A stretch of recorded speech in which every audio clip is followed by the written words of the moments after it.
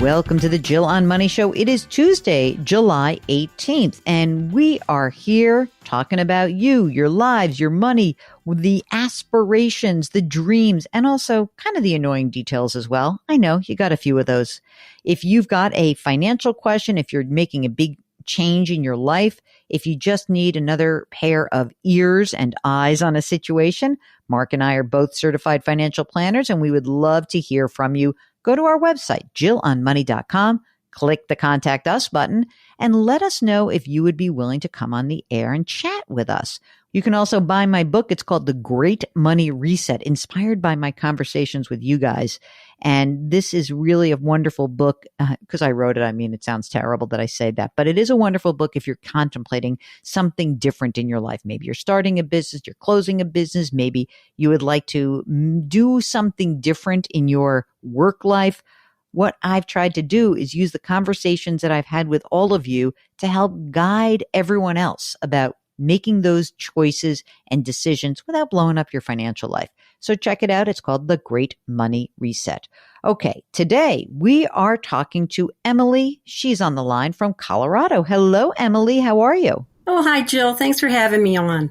Happy to do so. Tell us what brings you to us. Well, I'm 63 years old. I'm a self-employed paralegal. And, most days I love my job and I'm fine working. But there are some days I just wish I had, the freedom to go camping, do whatever I want to do. And I think about being retired and also being 63. Some of my friends, are starting to leave their jobs behind. And it's just, I start to think about it more and more. So I love your show. And I thought I'd check in with you and see if you think I could retire sometime between now and when I'm 65. Sometime between now and infinity. Okay, let's do that. I know that feeling, Emily, because I'm in my late 50s and I have that same situation where people are just, you notice like in your social group, people are talking about it more. I didn't even really think about it, until like many of my contemporaries started to say, well, how much longer now? And now start to meet people and know people who've done it. It's just amazing. So tell us about how much you earn as a self-employed paralegal. Well, I was just trying to check on that. And last year it was a gross of $45,700. With that $45,700, is that sufficient to cover your spending needs? More than sufficient. I live a really frugal life, and I have a partner, and he tends to spend money on dinner. And, if we go places, he usually pays. And my car is paid off, our house is paid off, so I don't spend a lot. And, I spend a lot of time working, so I'm just have a pretty minimalist life going here. So I only need about $2,500 a month. Okay, that's great. Do you and your partner keep your money separate? We do. I have no idea what he has. I hope a lot, which is great. How much is the house worth? You own that together? We don't own it together.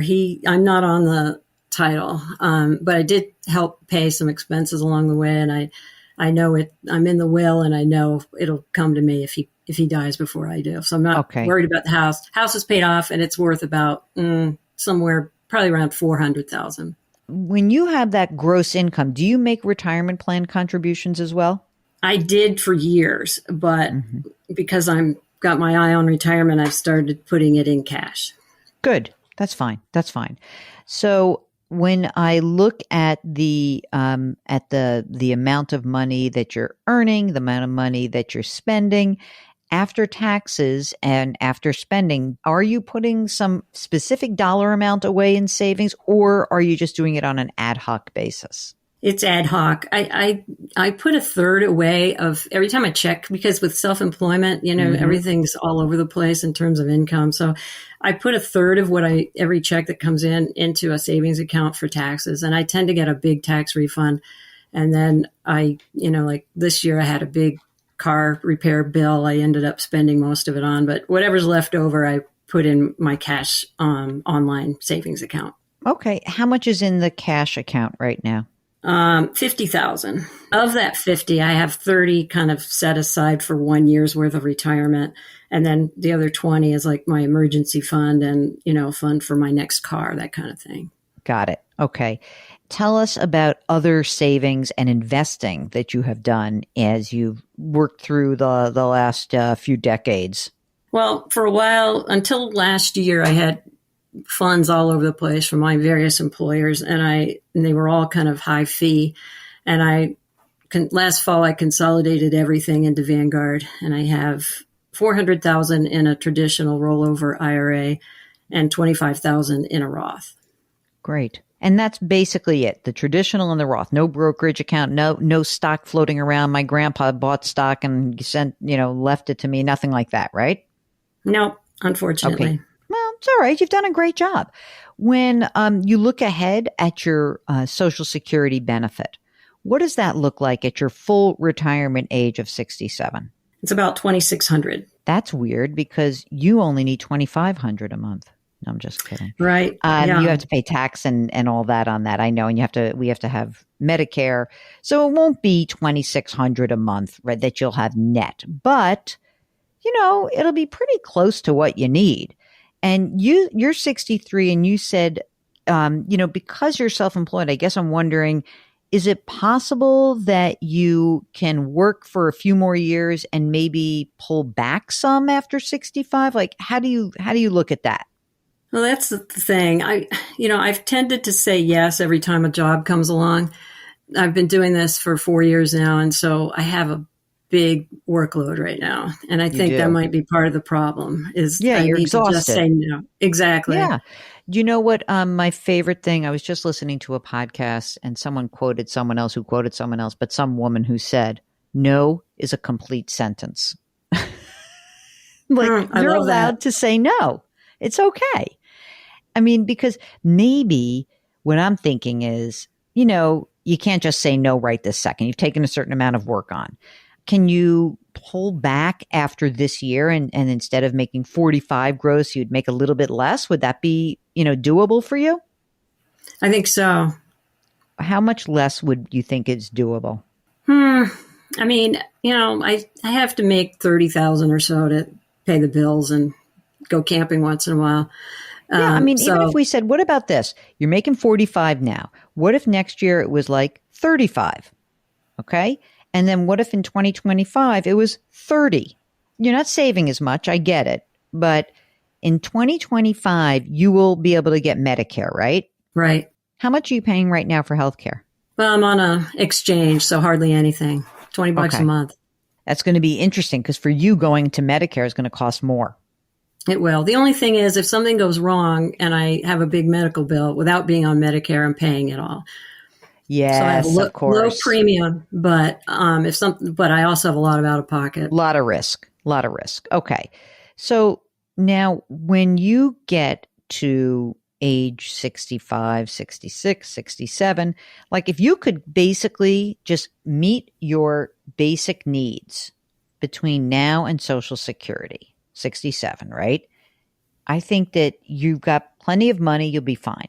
Now, if you're telling me that there's no way that's going to happen, then we have to siphon off some of the money that is sitting in that traditional retirement account and pull some of that money out every year. And it might be maybe not that much. Maybe it's like 10 or 15 grand a year. And in any event, it's all going to be taxed at the 12% bracket. You're in the 12 now. You pull it out as you need it. You just can't take so much out in your 60s so that you're depleted in your 70s, 80s, and 90s, right? And we really just have to get you to your full retirement age where you're basically not 100%, but we only need, let me think, at age 67, you probably will only need about 10 grand a year coming out of your traditional account. Maybe more. I don't know, but let's see how your spending goes. That'll be it. You don't have any kids, do you? Or do you? I didn't actually ask that. 2 kids grown. They're doing well. Okay. So we don't have to worry about them. Is there any other big ticket item that's coming up?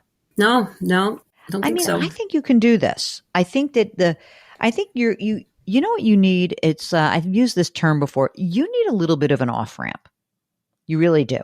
You need to be able to take your income and try to slow it down, right? If you can say no a little bit more often, if you can just say, I'm sorry, I can't do this, or you're going to have to raise your prices. If you're going to do it, you got to raise your prices if you're at capacity now. but I think it's no. I think no is the right answer. And I think that if you can finish up this year and you make your 45 and then next year you say no, you look at who you like working with and then get rid of the people you don't like working with. Rank them for real. Give yourself an off-ramp to get to both Medicare and Social Security. And then from there, you should be golden. You really should be. But I don't think doing this today, like, boom, I'm done. I don't think that you're in that position. I do think that if you can give yourself a little bit of time to kind of scale down, slow down, tap the brakes on the off-ramp, you'll get to 67. You'll be happy and you'll have plenty of money. And maybe your partner has a lot more money than you think. That's what I'm sort of hoping for. And then you don't have to spend any of your money.